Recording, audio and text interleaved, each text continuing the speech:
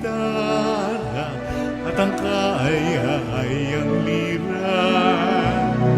Paninyo ang trumpeta, kaya Panginooy dinggin, ang landas niya'y takin, habang buhay ay purihin, kagandahang loob niya sa atin. Purihin ang Panginoon, umawit ng kagalakan, at tugtugin ang gitara at ang kaaya-ayang lira. Ipan ninyo ang trumpeta, ipan ng trumpeta.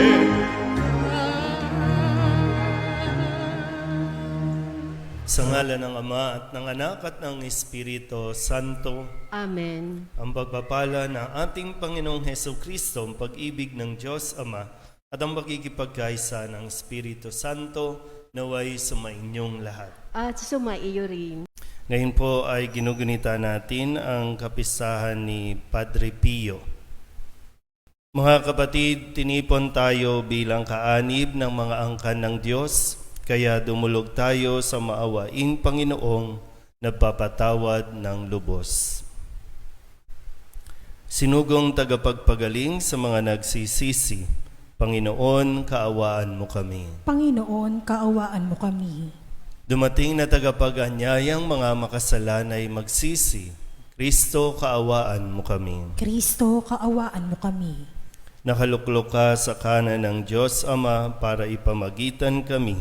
Panginoon, kaawaan mo kami. Panginoon, kaawaan mo kami. Kaawaan tayo na makapangyarihang Diyos, patawarin tayo sa ating mga kasalanan at patnubayan tayo sa buhay na walang hanggan. Amen.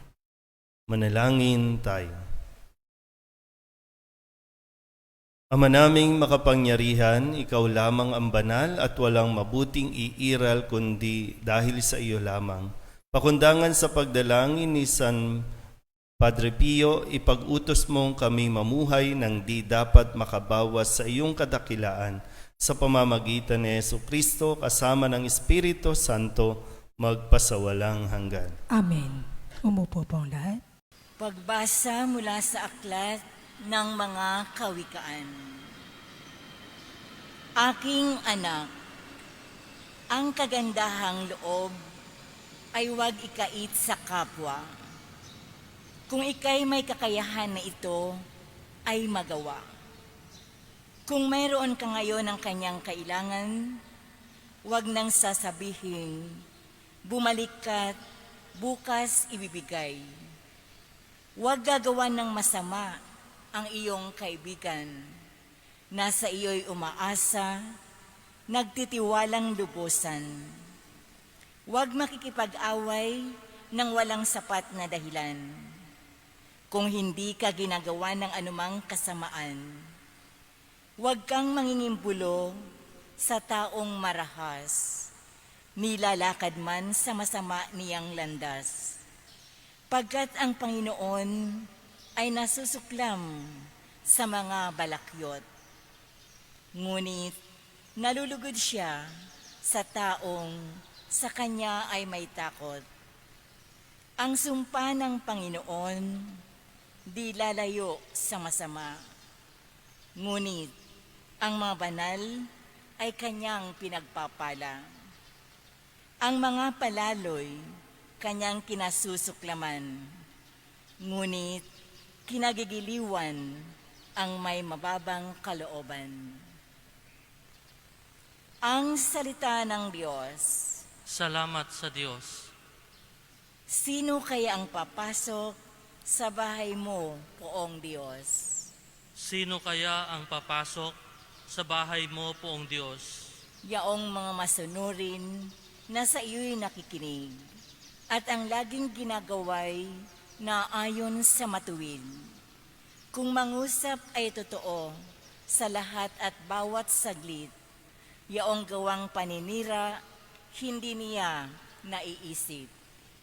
Sino kaya ang papasok sa bahay mo, Poong Diyos? Kailanman siya ay tapat makisama sa kapwa. Sa kanyang kaibigay wala siyang maling gawa. Hindi siya nagkakalat ng ditunay na balita at itinatampok niya ang matapat na lumikha. Sino kaya ang papasok sa bahay mo, Poong Diyos? Hindi siya humingi ng patubo sa pautang at kahit na anong gawi hindi siya masuhulan upang iyong walang salay patawan ng kasalanan. Ang ganitong mga tao'y mag-aani ng tagumpay. Sino kaya ang papasok sa bahay mo, Poong Diyos? Hallelujah, Hallelujah. Ikaw, Panginoon, ang sandaan, ang buhay at ang katotohanan. Hallelujah.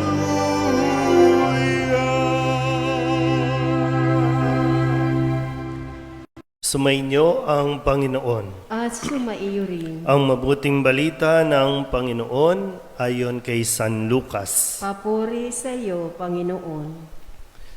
Noong panahong iyon, sinabi ni Jesus sa mga tao, walang taong nagsisindi ng ilaw at pagkatapos ay tatakluban ng banga o ilalagay kaya sa ilalim ng higaan.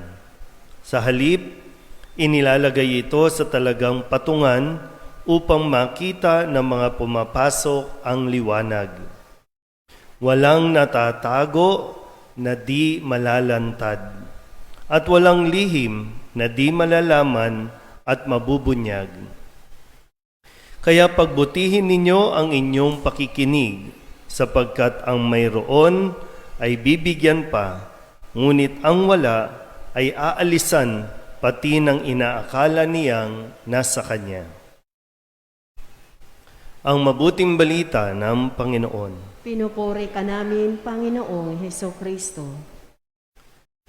Isang magandang araw po sa inyong lahat. Unang araw ng linggo at tayo po ay talagang derechahan, no? Na sinasabihan ng Panginoon sa pamamagitan ng ating ebanghelyo o ng ating mga pagbasa sa araw na ito. Malinaw naman po, walang taong nagsisindi ng ilaw at pagkatapos tatakluban. O kaya naman ilalagay sa ilalim ng higaan. So, liwanag. Ang isang taong namumuhay sa liwanag, namumuhay sa katotohanan. Ang isang taong namumuhay sa katotohanan, hindi takot sa liwanag. Sabihin niyo nga po, liwanag. So bakit ba tayo natatakot pumunta sa liwanag? Kasi malalantad ang tunay na katotohanan tungkol sa atin. Inuulit-ulit naman ni Jesus, walang lihim na di malalantad. Kahit gaano pa natin ito kalimutan, kahit gaano pa natin ito i-deny, darating at darating ang araw na ito ay malalantad. Yun nga lang po, talagang minsan masakit malaman, masakit na makita kung anong katotohanan, pero sadyang yun ang tanging paraan ng pamumuhay. Yung tayo po ay mabuhay sa liwanag. Bagamat, wala isa man sa atin ang pupwede o dapat na humusga sa kung sino ka o ano ka dahil tanging ang Diyos ang nakakaalam at nakakakilala sa atin ng lubusan. Pangit man o maganda ang mga bagay na itinatago mo, tanggap tayo ng Diyos. Yun ang isang katotohanan na mahirap po kapag nasanay tayo na mamuhay sa kadiliman Kasi pag nasa kadiliman, ibig sabihin may tinatago talaga, may kinukubli, may pinagsisinungaling. Mahirap po yun.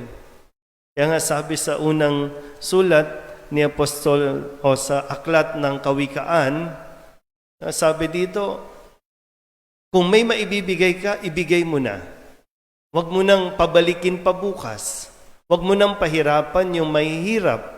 Dahil isang araw, kapag ikaw ay kinapos o nangailangan, walang dadamay sa iyo. Kaya sabi nga na, kung may kapasidad kang tumulong, tumulong. Dahil kung may kapasidad at sinabi mong wala, baka isang araw mawalan ka talaga. Sabihin nyo nga po ulit, liwanag. Kung tayo, no, parang minsan ang ganda tingnan, no? Ang ganda nyo po tingnan, may mga belo kayo, no? Parang nagliliwanag kayo. Parang yung mga ulo nyo liwanag, no? Pero yung hamon nga na hindi lang basta pagsusuot, pagsasaklob, no, ng ating karumihan, kundi mas magliwanag tayo na namumuhay tayo sa katotohanan. At yung bang nagiging daan din tayo para magsilbing liwanag sa iba. Yung saktong liwanag lang. Diba, pag masyadong maliwanag, nakakasilaw. At kapag nasisilaw, lalong nadidisgrasya.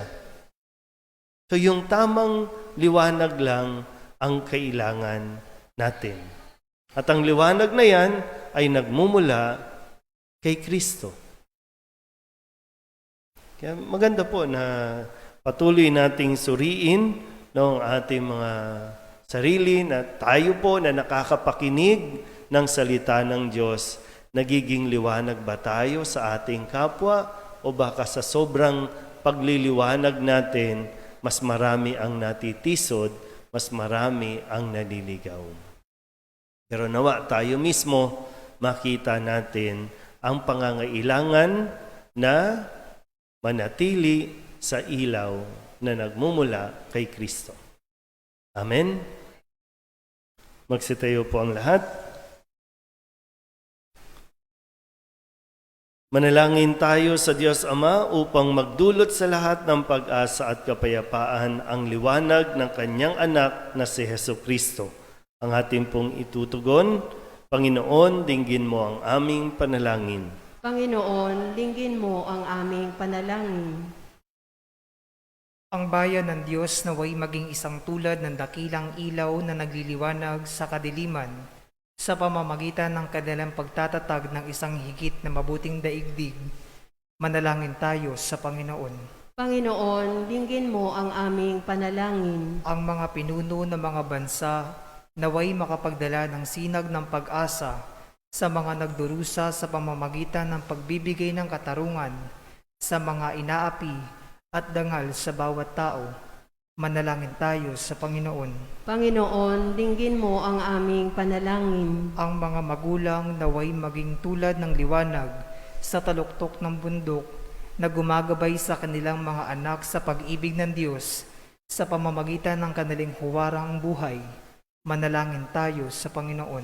Panginoon, dinggin mo ang aming panalangin. Ang mga may sakit, ang mga nalulumbay, at ang mga may pusong sawi, naway matagpuan ng liwanag ni Kristo sa gitna ng kanilang pagdurusa. Manalangin tayo sa Panginoon. Panginoon, dinggin mo ang aming panalangin. Ang mga tapat na yumao, naway tumanggap na walang hanggang liwanag, kaligayahan at kapahingahan. Manalangin tayo sa Panginoon. Panginoon, dinggin mo ang aming panalangin. Idulog din natin sa Panginoon ang ating mga personal na kahilingan at mga panalangin para sa ating mga pamilya. Ganon din ang lahat ng mga kahilingan ng mga nanonood sa online at ang lahat ng mga misang pasasalamat, espesyal na intensyon at mga kaluluwa na inihiling na ipagdasal sa misang ito.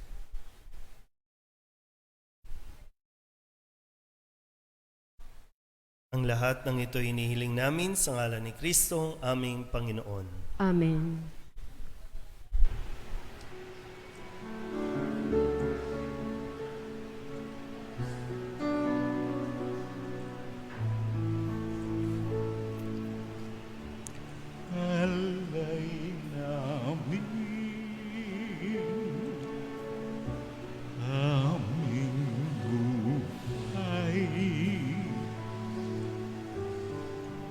bawat kalat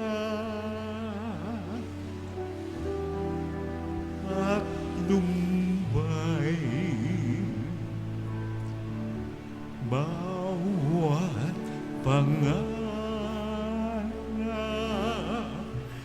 naming taglay sa palad mo ilalagay.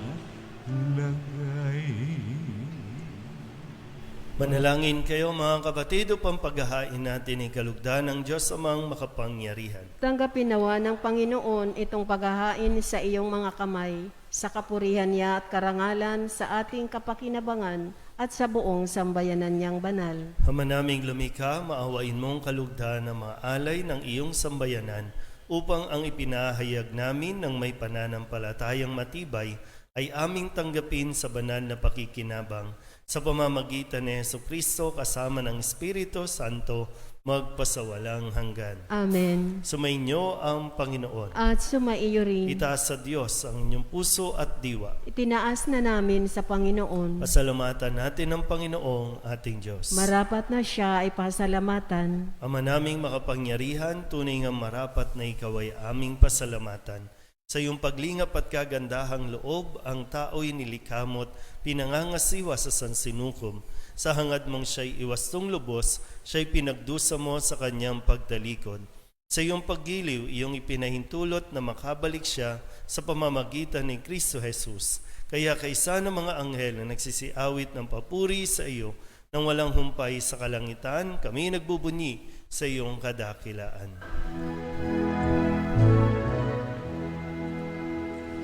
Santo, Santo, Santo, Panginoong Diyos na makapangyarihan, napupuno ang langit at lupa ng kaluwalhatian mo. Hosana sa kaitaasan, pinagpala ang naparirito sa ngalan ng Panginoon. Hosana sa kaitaasan. Naming banal, ikaw ang bukal ng tanang kabanalan. Kaya't sa pamamagitan ng iyong Espiritu, gawin mong banal ang kaloob na ito upang para sa aming maging katawan at dugo ng aming Panginoong Hesukristo. Bago niya pinigtis ang kusang loob na maging handog, inawakan niya ang tinapay, inasalamatan kaniya, inaghati-hati niya iyon, iniabot sa kanyang mga alagad at sinabi, tanggapin ninyong lahat ito at kanin. Ito ang aking katawan na ihahandog para sa inyo.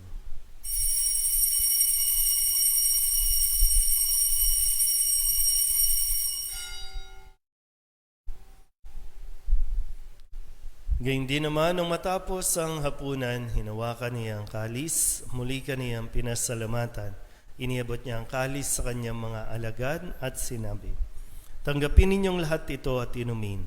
Ito ang kalis ng aking dugo, ng bago at walang hanggang tipan. Ang aking dugo na ibubuhos para sa inyo at para sa lahat sa pagpapatawad ng mga kasalanan.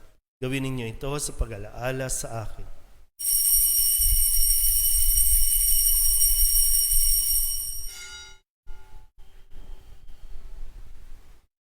Ipagbunyi natin ang misteryo ng pananampalataya. Si Kristo'y namatay, si Kristo'y nabuhay, si Kristo'y babalik sa wakas ng panahon. Ama, ginagawa namin ngayon ang pag-alaala sa pagkamatay at muling pagkabuhay ng iyong anak, kaya tiniaalay namin sa iyo ang tinapay na nagbibigay buhay at ang kalis na nagkakaloob ng kaligtasan. Kami nagpapasalamat dahil kami iyong minarapat na tumayo sa harap mo para maglingkod sa iyo. Isinasamo namin kami magsasalo-salo sa katawan at dugo ni Kristo ay mabuklod sa pagkakaisa sa pamamagitan ng Espiritu Santo. Ama, lingapin mo ang iyong simbahang laganap sa buong daigdig. Puspusin mo kami sa pag-ibig kay San Francisco na aming Papa at ni Jose na aming Obispo at ng Tanang Kaparian. Alalahanin mo rin ang mga kapatid naming nahimlay na may pag-asang sila'y muling mabubuhay gayon din ang lahat ng mga pumanaw. Kawaan mo sila at patuloyin sa iyong kaliwanagan. Kawaan mo at pagintapating kaming lahat na makasalo sa iyong buhay na walang wakas. Kaysa ng mahal na Birhen Maria na ina ng Diyos, ng kabiyak ng puso niyang sa San Jose, kaysa ng mga apostol at ng lahat ng mga banal na namuhay dito sa daigdig ng kalugod-lugod sa iyo, may pagdiwang nawa namin ang papupuri sa ikararangal mo sa pamamagitan ng iyong anak na aming Panginoong Heso Kristo. Sa pamamagitan ni Kristo, kasama niya at sa Kanya, ang lahat ng parangal at papuri ay sa iyo, Diyos Amang makapangyarihan, kasama ng Espiritu Santo, magpasawalang hanggan. Amen. Amen.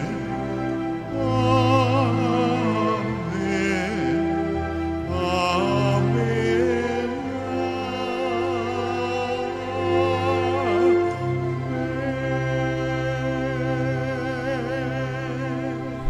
Kung kababaan loob tayong tumawag sa ating Panginoon ng Ama namin.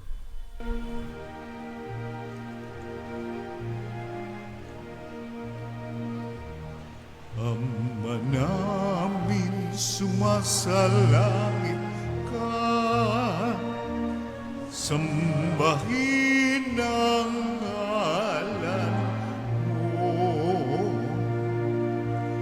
mapasa amin ang kaharian mo, sundin ang loob mo, dito sa lupa para ng sa langit.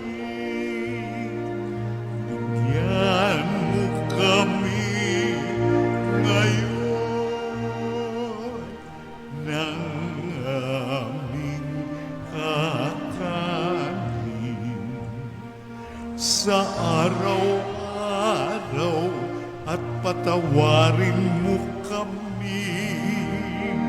sa aming mga sala para ng pagpapatawad namin sa nagkakasala sa amin. At huwag mo kaming ipahintulot sa tukso at diadya mo kami sa lahat ng masama. Inihiling namin kami iadya sa lahat ng masama, pagkalooban ng kapayapaan araw-araw, iligtas sa kasalanan at ilayo sa lahat ng kapahamakan, samantalang aming pinananabikan ang dakilang araw ng pagpapahayag ng tagapagligtas naming si Heso Kristo. Sapagkat iyo ang kaharian at ang kapangyarihan at ang kapurihan magpakailanman. Amen. Panginoong Heso Kristo, sinabi mo sa iyong mga apostol, kapayapaan ang iniiwan ko sa inyo, aking kapayapaan ang binibigay ko sa inyo. Tunghayan mo ang aming pananampalataya at huwag ang aming mga pagkakasala. Pagkalooban mo kami ng kapayapaan at pagkakaisa ayon sa iyong kalooban, kasama ng Espiritu Santo, magpasawalang hanggan. Amen. Ang kapayapaan ng Panginoon ay laging sumainyo. At sumaiyo rin. Mabigyan po tayo ng kapayapaan sa isa't isa.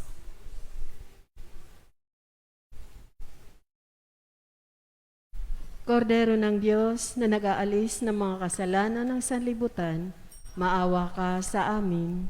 Kordero ng Diyos na nag-aalis ng mga kasalanan ng sanlibutan, maawa ka sa amin. Kordero ng Diyos na nag-aalis ng mga kasalanan ng sanlibutan, ipagkaloob mo sa amin ang kapayapaan. Ito ang kordero ng Diyos. Ito ang nag-aalis ng kasalanan ng sanlibutan. Mapalad ang mga inaanyayahan sa kanyang piging. Panginoon, hindi ako karapat-dapat na magpatuloy sa iyo, ngunit sa isang salita mo lamang ay gagaling na ako. Katawan ni Kristo. Amen.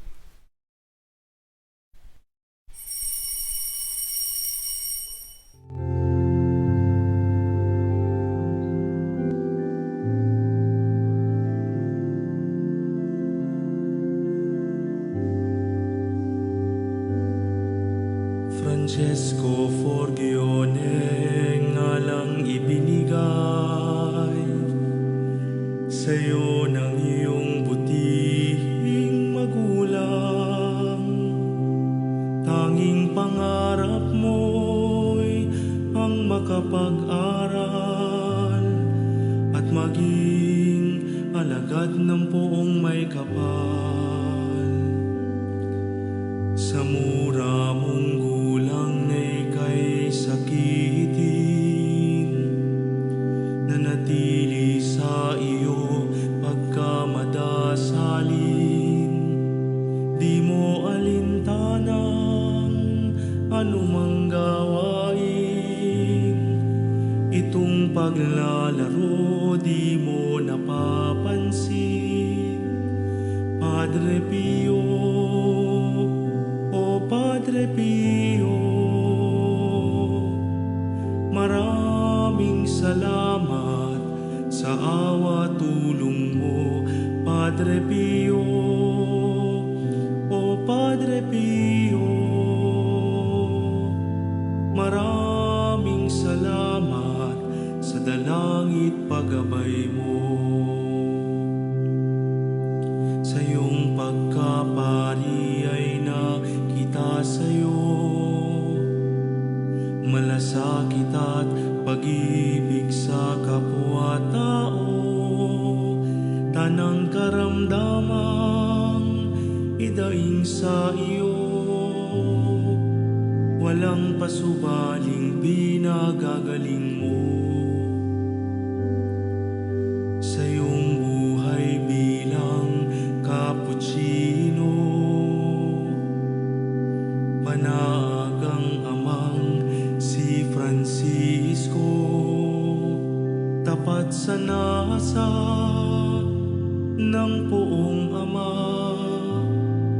at dalisay na pag-ibig kay Maria. Padre Pio, o Padre Pio,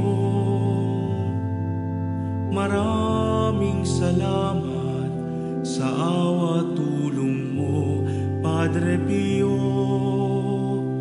o Padre Pio, maraming salamat sa dalangit paggabay mo. Ang makasalanang sa'yo'y nangumpisal, tsak magkakamit ng kapatawaran. Walang pagdududang awa ay kakamtan, pagkat dalangin mo'y makapangyarihan. Sa 50 taong may stigmata ka, ang hapdi at kirot di mo alintana. Di ka dumadaing, di ka nabalisa, sa ating Panginoon ay nakiramay ka. Padre Pio, o Padre Pio, maraming salamat sa awa tulong mo. Padre Pio, o Padre Pio, maraming salamat sa dalangit paggabay mo. Sa iyong pagyao, di pa rin natatapos ang paglilingkod mo sa Panginoong Diyos. Mga daing namin at mga pagluhod, batid naming lahat iyong idinudulog. Padre Pio, o Padre Pio, maraming salamat sa awa tulong mo. Dalangin din namin na maging tulad mo, matutong umibig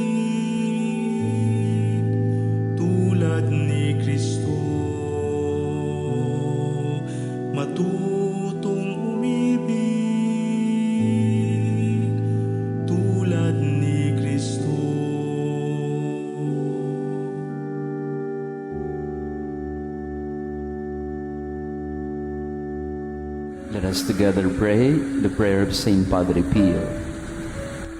Stay with me, Lord, for it is necessary to have you present so that I do not forget you.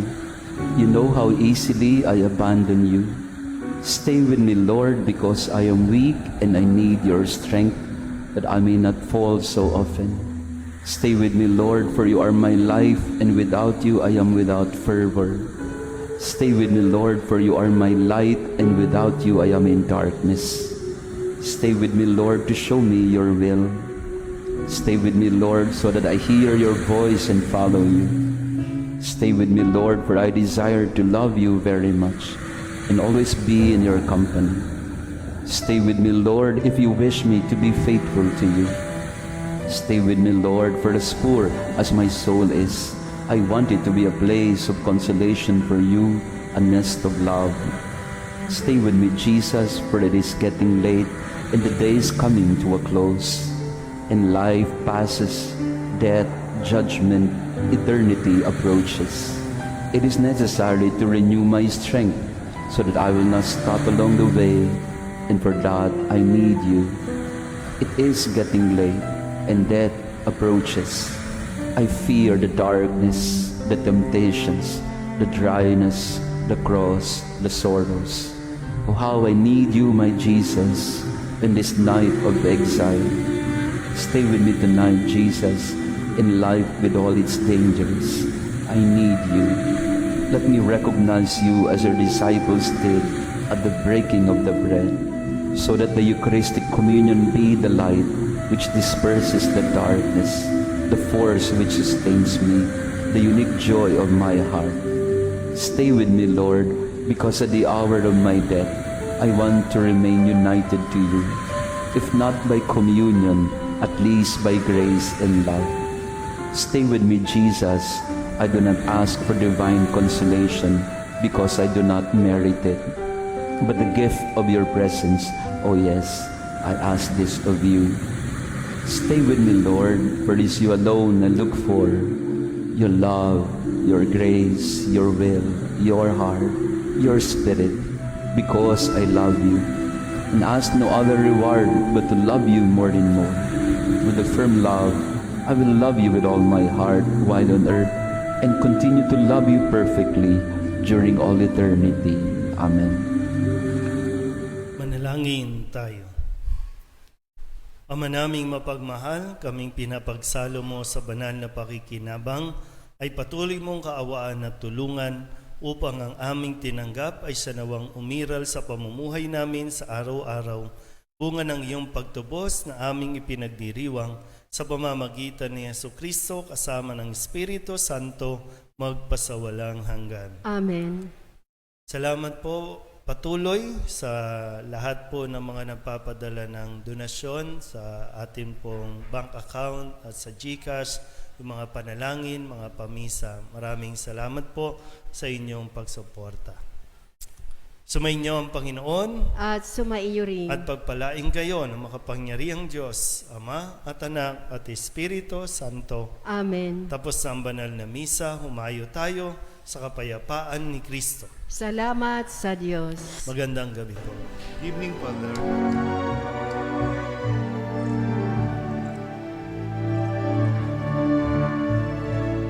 Ayun at ipayag kanyang pagkalinga, Ama, sa buhay pag-ibig at katarungan, tanda ng kanyang kaharian.